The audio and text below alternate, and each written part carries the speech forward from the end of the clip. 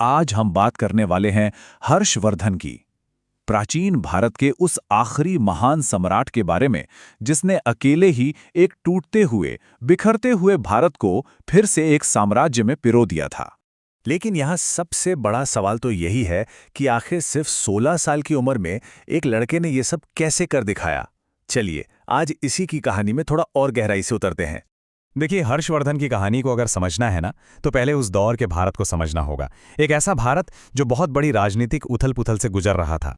हुआ ये था कि महान गुप्त साम्राज्य का पतन हो चुका था और उसके बाद उत्तर भारत में एक तरह का पावर वैक्यूम बन गया था। जो ऐतिहासिक दस्तावेज हमें मिलते हैं वो बताते हैं कि पूरा इलाका छोटे छोटे आपस में ही लड़ने वाले राज्यों में बंट चुका था। मैदान में ना कई खिलाड़ी थे। एक तरफ मध्य एशिया से आए हूणों ने आक्रमण करके उत्तर को और कमजोर कर दिया था। दूसरी तरफ कन्नौज में मौखरी ताकतवर हो रहे थे।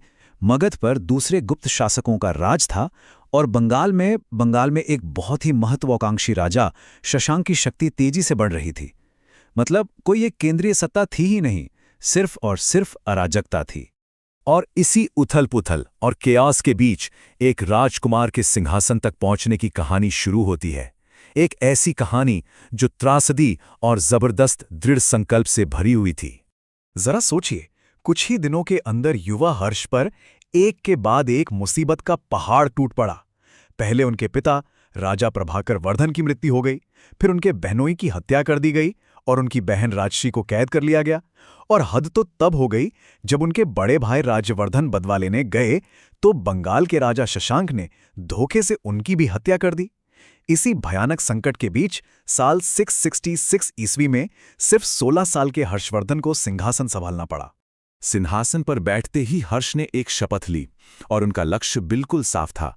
पहला, अपने भाई की मौत का बदला लेना और दूसरा, अपनी बहन को किसी भी हाल में बचाना। ये सिर्फ एक राजा की नहीं बल्कि एक भाई की प्रतिज्ञा थी।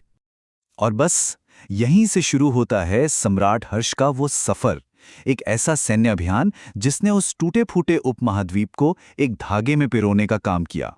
हर्ष ने जो कदम उठाए वो बहुत ही सोचे समझे और स्ट्रेटेजिक थे। सबसे पहले उन्होंने अपनी बहन को ठीक उस पल में बचाया जब वो आत्मदाह करने जा रही थीं। फिर उन्होंने कूटनीति का बेहतरीन इस्तेमाल किया और शशांक के ही दुश्मन भास्कर वर्मन से हाथ मिला लिया। और आखिर में थानेसर और कन्नौज दोनों राज्यों को मिलाकर एक बहुत ही शक्तिशाली राज्य की नींव रखी। वैसे हर्ष का जो सैन्य जीवन है वो दो बिल्कुल अलग अलग कहानियां बताता है। उत्तर भारत में तो उनका दबदबा ऐसा था कि अगले 6 सालों में उन्होंने पंजाब से लेकर बंगाल और ओडिशा तक सब कुछ जीत लिया। लेकिन दक्षिण की कहानी थोड़ी अलग थी। नर्मदा नदी आकर उनकी सीमा बन गई, जहां दक्षिण के शक्तिशाली चालुक्य राजा पुलकेशन द्वितीय ने उनकी विजय यात्रा पर रोक लगा दी। और इन सारी जीतों का नतीजा क्या निकला?